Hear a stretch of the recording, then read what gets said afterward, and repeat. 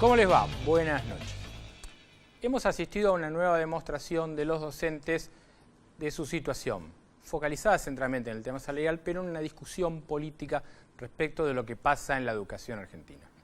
La demostración docente ha sido fuerte, pero yo me permito decir que lo salarial, que es importante, porque la gente puede decirme, bueno, pero cuando vamos a pagar las cosas que tenemos que pagar, el alquiler, comprar en el supermercado, todas esas cosas no nos alcanza. Y es cierto, y esto es lo prioritario, el trabajo y el salario. Pero el tema es que hay que discutir lo que pasa con la educación en la Argentina. Hace años que era un orgullo para los argentinos, hoy en día todo lo contrario, tenemos un montón de problemas y vamos a hablar de estas cuestiones centralmente. Pero acá hay que pensar, porque en esta movilización se habló mucho de Macri. Macri, que cometió un error tremendo cuando presentaba un diagnóstico de los programas Aprender, es decir, que algunos caían en la educación pública. Yo reivindico la educación pública, me formé con la educación pública y estoy orgullosa de eso y de mis amigos y de mis familiares que estudiaron en la escuela pública. Porque aparte los sectores más humildes se forman ahí y ahí tenemos un problema, que es que los sectores humildes tengan posibilidades de salir de esa situación. Pero también hay que recordar que antes hubo un gobierno de una presidenta que gobernó 8 años, que en un momento dijo de los docentes, trabajan 4 horas y tienen 3 meses de vacaciones. Entonces, el problema es integral y tiene que ver con una dirigencia política que en general se olvida del grave problema de una educación, repito, en un país en que en un momento que era orgullo en toda América Latina.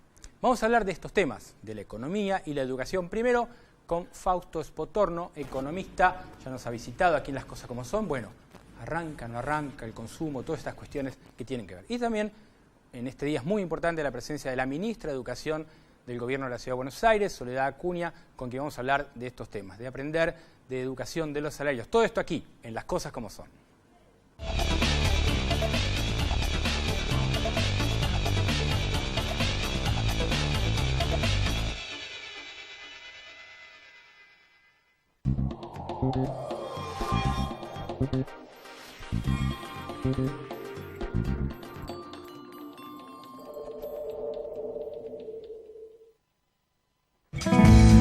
Un banco presente junto a todos los argentinos. Banco Nación.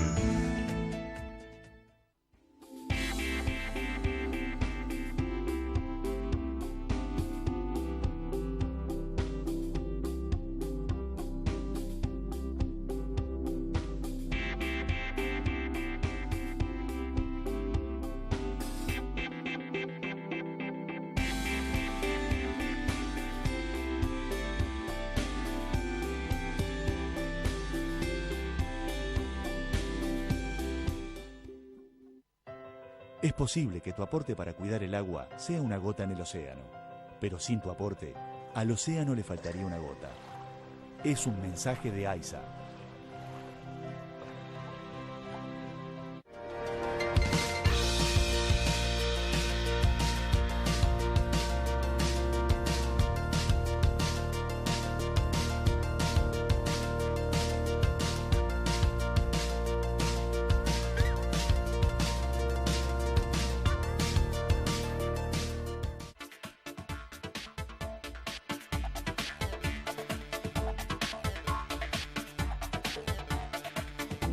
Latam y vos, juntos, más lejos.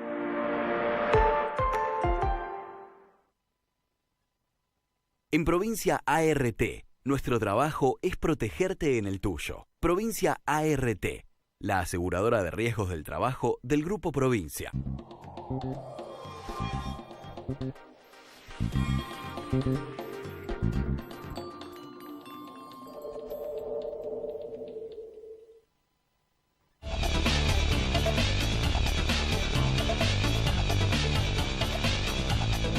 Muy bien, Fausto Spotorno, gracias por venir. De nada. Bueno, escuchabas el editorial, dije un montón de cosas. Vamos a tratar de, en el bloque, hacer casi de una manera pimponesca el estado de la situación en la Argentina. Dale. Tema industria, me decías recién, no estamos tan bien. Mira, industria, lo que estamos viendo del primer bimestre es que en promedio del primer bimestre la industria cayó 6% interanual. ¿Tá? Pero también te dije, ojo, miremos los números con un poquito de detalle, porque ahí se ven algunos factores muy particulares. Tenés, por ejemplo, en el sector de de alimentos, lo que es harinas y aceites, que tiene una caída muy grande, pero básicamente por un efecto muy particular que tuvo esa industria el año pasado. Sí, claro. ¿Qué pasó el año pasado? Se corrigió el tipo de cambio, se salió del cepo. Entonces la industria lo que hizo fue no producir en los meses anteriores y producir en enero y febrero a pleno. Entonces generó un boom de producción de aceites y harina que ahora no lo tenés porque volvieron a su régimen normal, donde las plantas están paradas. Hay una razón por qué esas plantas están paradas en enero y febrero, porque tienen que parar vacaciones y además mantenimiento para recibir la cosecha gruesa, que empieza en marzo. Bueno, ese es el régimen normal. El año pasado se cambió ese ciclo por el tema del tipo de cambio. Y eso ya explica una parte de la caída, bastante. Y después tenés el tema que hablábamos antes, que es Brasil. Claro. O sea, acá en Argentina por ahí no estamos mirando tanto el tema Brasil, no están preocupados. Pero de afuera se ve como que está todo mal y que todos los políticos están sucios. Exactamente, pero además es un problema muy grande. Ahora salió el tema de las carnes en Brasil. Ayer una amiga mía brasileña me preguntaba, ¿se te ocurre algo más que le pueda pasar a Brasil? Porque ya se le fue un presidente. Ya en el 7-1, 7-1, empecemos 7-1 a Alemania, claro, ya está. Y por ahí nosotros lo estamos mirando medios de afuera y no nos damos cuenta que la industria argentina es una industria muy, pero muy vinculada a la industria brasileña, por el Mercosur. Entonces, cuando uno mira la producción industrial argentina, la verdad es que no la está pasando tan mal, dado lo que está pasando en Brasil.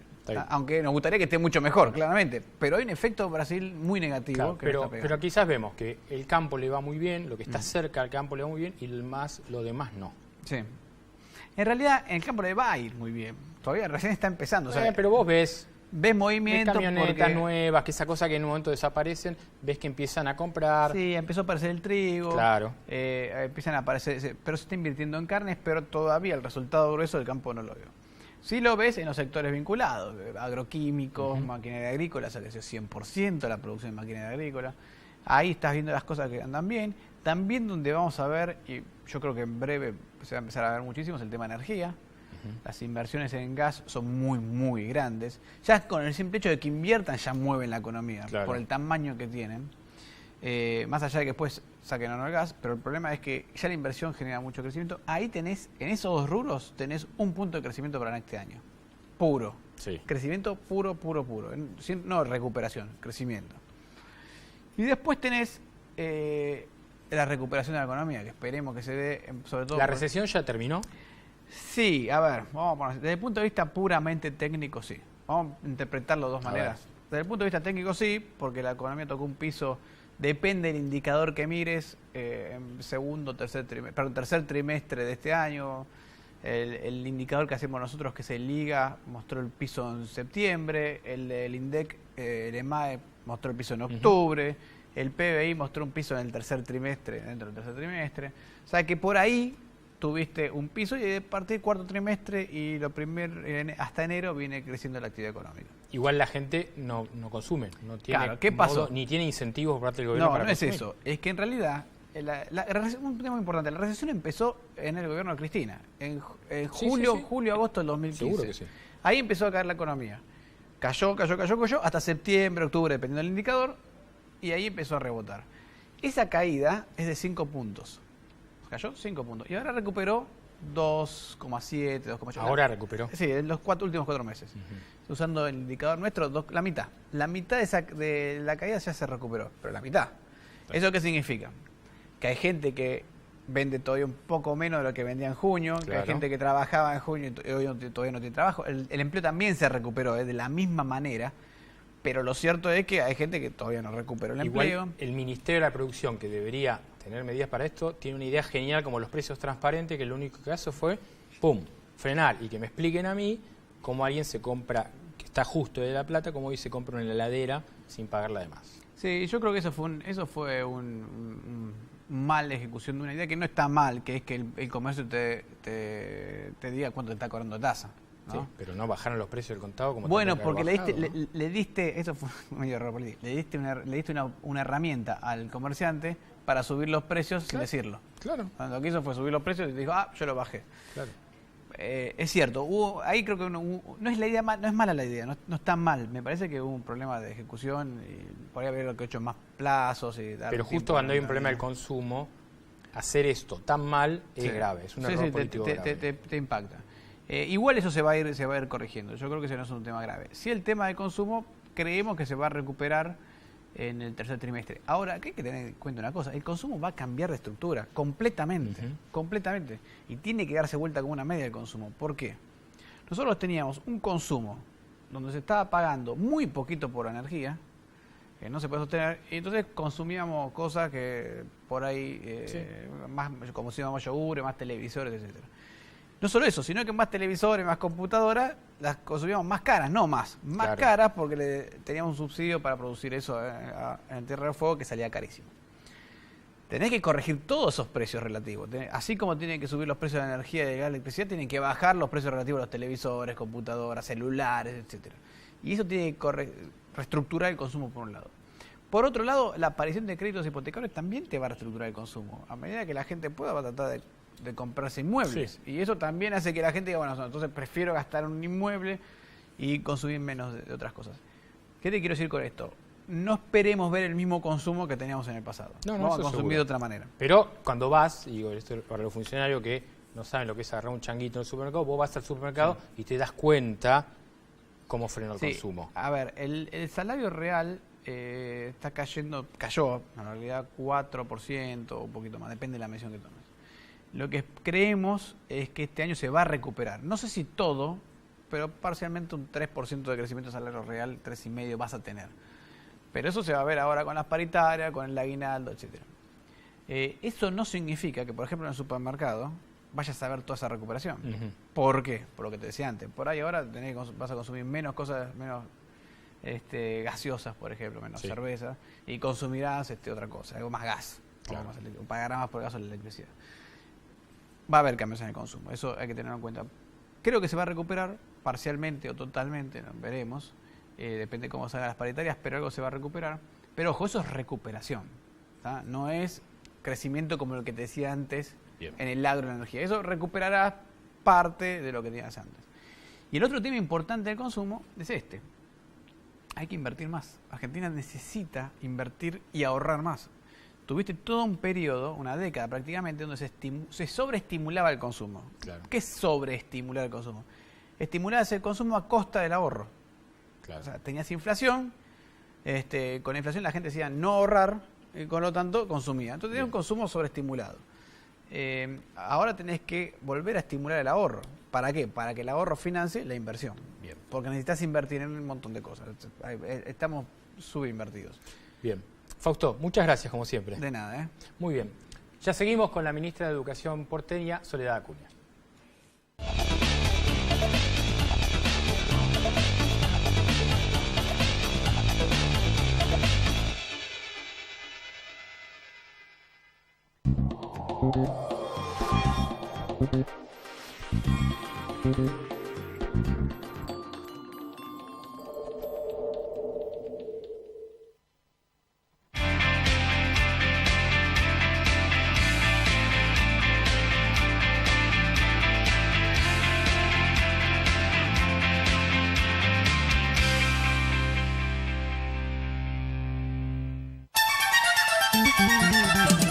La fuerza del campo está en el trabajo de su gente y la fuerza del trabajador está en la UATRE, Unión Argentina de Trabajadores Rurales y Estibadores.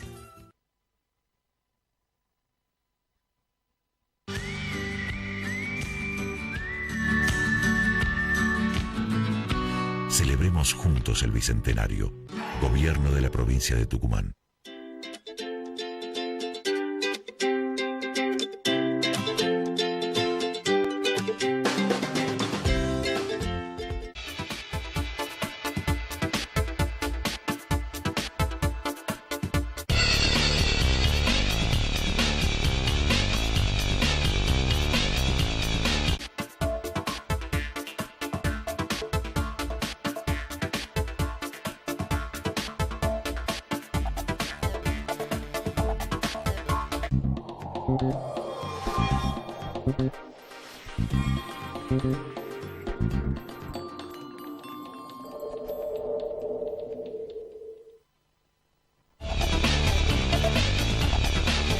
Hoy en el tema de las semanas de educación y tenemos la suerte de tener aquí a la ministra de Educación porteña, Soledad Acuña. Gracias por venir. No, gracias a vos por invitarme. Bueno, el tema de aprender, parecen unos números que nos impactaron porque hay que discutir los salarios, hay que discutir hasta el ausentismo, pero hay una cuestión que tiene que ver con estos números que son asustantes. Sí, lo primero que a mí me gusta destacar de todo esto es que por primera vez tenemos números, tenemos datos concretos sobre los cuales podemos hablar de la realidad. Hasta acá veníamos de una situación donde en el país se decía que no era bueno evaluar, que era estigmatizante, que no necesitábamos evaluar porque sabíamos cómo estábamos. Y la verdad que eso solo nos llevó a malas decisiones en materia de política educativa. Entonces, primero quiero celebrar que pudimos llevar adelante una evaluación en todo el país. Más de 1.300.000 chicos contestaron estas pruebas, los docentes acompañaron el proceso. Se generó debate en el proceso sobre si se evaluaba bien de esta manera o debía ser de otra, pero pudimos evaluar y pudimos tener los resultados publicados 6 meses después de esta evaluación. Eso ya me parece que es un tema que tenemos que destacar y celebrar. Sí. Porque a partir de esta información es que podemos empezar a tomar decisiones. La información es triste, es dolorosa, nos habla de una realidad muy dura sobre la que hay que trabajar, pero también nos da índices sobre cuáles son los caminos que hay que tomar. Nos marca cuáles son los puntos que tenemos que enfocar y los desafíos para adelante para trabajar en conjunto. Pero a partir de este diagnóstico, de esta radiografía, ya decís, bueno, por acá se puede empezar a resolver nuestras cuestiones o no, o estamos muy lejos de eso. No, bueno, estamos lejos de ver una transformación de un día para el otro. En educación, no, de comenzar a trabajar en serio. En educación los cambios son de largo plazo, las tendencias se pueden empezar a ver en el corto plazo y lo que sí es necesario que haya responsabilidad y compromiso de todos los actores de la sociedad, no solamente del Estado. A partir de esta información nos damos cuenta que hay cosas que tiene que hacer el Estado, que es el principal responsable de llevar adelante decisiones, el Estado nacional y los estados provinciales y municipales. Los docentes tienen que hacer su parte, las familias tienen que acompañar, los empresarios también tienen que hacer, todos los actores de la sociedad tienen algo para aportar. En Ciudad de Buenos Aires nosotros venimos evaluando desde hace muchos años, por suerte en estos 8 años nosotros creamos un instituto de evaluación por ley, tenemos estadística confiable, información que nos ha ido guiando y hemos ido tomando decisiones que han generado modificaciones en el corto plazo. Hoy los resultados de Aprender muestran una tendencia que nosotros veíamos venir, que es una mejora en algunos aspectos. En lengua hemos mejorado, en matemática no tan rápido como quisiéramos, pero también hemos realizado algunos avances y tuvo que ver con aplicar algunas soluciones concretas a problemas que las pruebas nos venían mostrando. Yo quiero decir delante de ella, porque lo dije en el programa ya, yo creo que, y lo sostengo, más allá que muchos se enojan, que en la educación, así como en la salud, no puede haber paros, creo que se tienen que legislar. Hay países como Ecuador que tiene legislado esta cuestión de los paros. Ahora digo, ahí hubo un reclamo muy fuerte que ustedes tienen que escuchar, porque la mayoría de los salarios docentes son de hambre. A ver, que hay que escuchar está claro y por eso nosotros venimos diciendo desde un principio que lo importante es el diálogo. El diálogo entre adultos que tiene que darse con los chicos adentro del aula. Porque acá lo que decimos defender, que es la escuela pública y a los más vulnerables, son a los primeros a los que estamos perjudicando, porque en Provincia de Buenos Aires estos últimos años, con toda la lógica perversa de los paros, lo único que han hecho es expulsar a los chicos de la escuela pública e incluso aquellos que tienen dificultades económicas han tenido que ir a buscar la escuela privada para garantizar una trayectoria educativa. Eso en Ciudad de Buenos Aires era poco habitual porque hace muchos años que no tenemos paro, pero digo, el paro arriesgando el futuro de los chicos nunca puede ser la medida de fuerza. Por eso yo decía también que a partir de los resultados de la evaluación, las políticas que tenemos que llevar adelante implican un compromiso de todos. El Estado formulando políticas y aportando recursos, los docentes yendo a la escuela y capacitándose, las familias llevando a sus hijos a la escuela todos los días y acompañando desde casa en un clima favorable para la educación. Está bien. Los empresarios con sus impuestos y además haciendo que sus trabajadores terminen la escuela también. Y los dirigentes políticos y los líderes políticos, que tiene que ver con el comentario que vos escuchabas, es Cristina fue presidenta 8 años y dijo que los docentes eran unos vagos, ¿no? Trabajan 4 horas, tienen 3 meses de vacaciones, y Macri tiene un furcio, cuando muestra estos números que vos decías antes, y dice caer en la educación pública. Esas son cosas que preocupan, porque si los líderes políticos empiezan así, ¿qué pasa por abajo? Es mucho más preocupante. Sí, yo en eso lo que no estoy de acuerdo es un poco con el titular que ponías también, que era lejos de los docentes. Mauricio estuvo 8 años, el presidente estuvo 8 años como jefe de gobierno en la ciudad y en esos 8 años la inversión en educación creció constantemente. La cantidad de escuelas que se construyeron fueron más de 54 escuelas que se construyeron en esos 8 años, la mayoría en la zona sur, que era donde no se construían escuelas. En esos 8 años también el salario docente se incrementó en un 1100%, en esos años se empezaron a entregar libros a todos los chicos y hoy entregamos 350.000 libros de texto en castellano y en inglés a todos los chicos de primaria. En esos 8 años el jefe de gobierno, que era Mauricio Macri, decidió implementar un programa de educación digital desde primer grado y para todos sus chicos, y hoy todos los chicos de primaria tienen una computadora en la escuela, tienen inglés desde primer grado. Es decir, el jefe de gobierno en ese momento, que es Mauricio Macri, hoy presidente, invirtió en educación pública lo que ningún gobierno anterior había invertido. Y hoy lo tienen que clonar en el país. Yo no te voy a discutir uno de esos datos, porque muchos no lo sé, otros sí.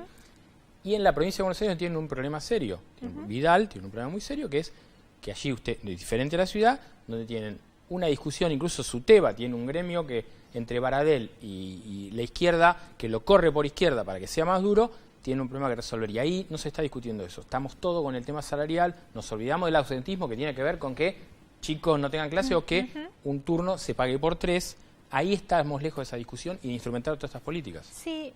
Ahora, lo que nosotros marcamos, y yo resalto en esto, es que nosotros todos estos años pudimos trabajar y avanzar en estas políticas porque tuvimos diálogo con los sindicatos, porque tuvimos una mesa que no se limitaba solamente al mes de febrero a discutir salarios, sino que en la Ciudad de Buenos Aires hay una mesa de sindicatos, que son 17 sindicatos docentes, que a partir de que Esteban fue ministro de Educación en la ciudad, el que hoy es ministro nacional, empezó a generar una mesa donde se discutía calidad educativa, se discutía condiciones laborales y en febrero discutía salario, pero se construyó una relación de confianza mutua, de respeto mutuo, de trabajo corresponsable en todos estos temas, y eso es lo que permitió que nosotros pudiésemos implementar estas políticas. Hoy lo que la gobernadora está tratando de hacer es empezar el camino de construcción de esa mesa de diálogo en el que muchas veces del otro lado no hubo nadie, donde se generaba la mesa y la silla estaba vacía porque los sindicalistas decidían no sentarse. Entonces, es un camino difícil.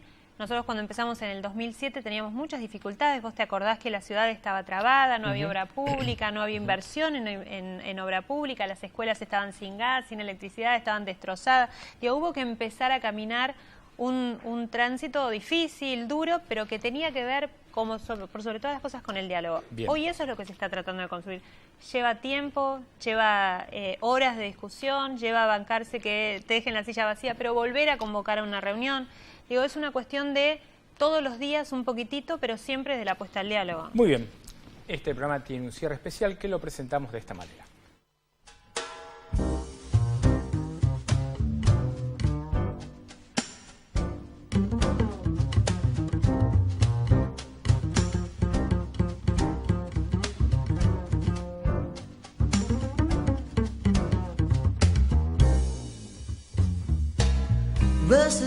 Muy bien, precioso color, Malbec 2016, maceración atenuada de álamos.